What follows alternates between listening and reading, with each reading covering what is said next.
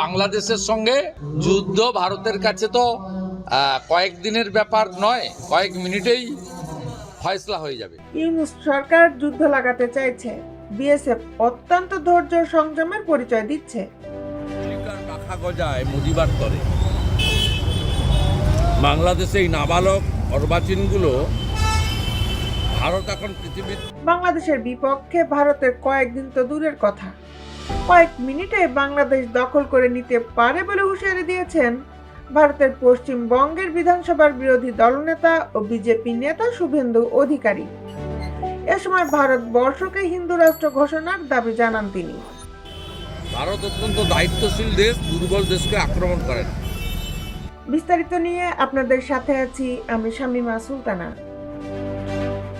রবিবার পশ্চিমবঙ্গের উত্তর 24 পরগনার জেলার বারাসাতে হিন্দু সম্মিলিত সংঘের ডাকে এক অনুষ্ঠানে এসে সাক্ষ্য সংগ্রহ কর্মসূচির উদ্বোধনের সময় শুভেন্দু অধিকারী বাংলাদেশ ভারত প্রসঙ্গ নিয়ে নানা ধরনের মন্তব্য করেন।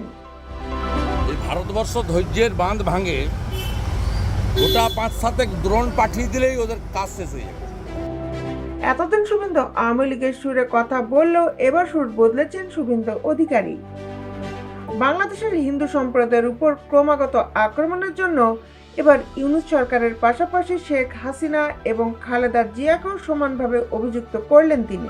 শুভেন্দু বলেন, শুধু ডক্টর ইউনূস সরকারই নয়, এর আগে আওয়ামী লীগ নেতৃত্বাধীন শেখ হাসিনা এবং বিএনপির নেতৃত্বাধীন খালেদা জিয়াও সমানভাবে হিন্দুদের উপর অত্যাচারের জন্য দোষী। বাংলাদেশে অনেকদিন ধরেই হিন্দুদের উপর অত্যাচার হয়ে আসছে। এই বিজেপি নেতা আরও বলেন, 5 আগস্টের পর থেকে বাংলাদেশে মাত্র 7% হিন্দু বাংলাদেশে রয়ে গেছে। তাদেরকে বাঁচানোর জন্য একটা বড় স্বাক্ষর সংগ্রহ অভিযান শুরু হয়েছে। এ সময় 1 কোটি স্বাক্ষর সংগ্রহ করার প্রত্যয় ব্যক্ত করেন তিনি।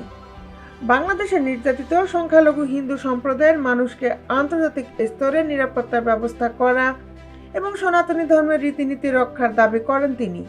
ভারত এখন পৃথিবীর তৃতীয় সামরিক শক্তিশালী দেশ। ভারত অত্যন্ত দায়িত্বশীল দেশ, দুর্বল দেশকে আক্রমণ করে না।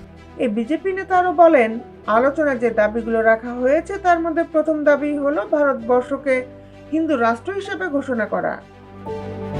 মূলত বাংলাদেশের কথিত নির্যাতিত সংখ্যালঘু হিন্দুদের সামাজিক, রাজনৈতিক ও ধর্মীয় নিরাপত্তা নিশ্চিত করতে এবং অন্তর্বর্তী সরকারের উপর চাপ বাড়াতে ভারত জুড়ে কোটি মানুষের স্বাক্ষর সংগ্রহ অভিযান শুরু করেছেন পশ্চিমবঙ্গ রাজ্য বিধানসভার বিরোধী দলনেতা ও বিজেপি নেতা শুভেন্দু অধিকারী।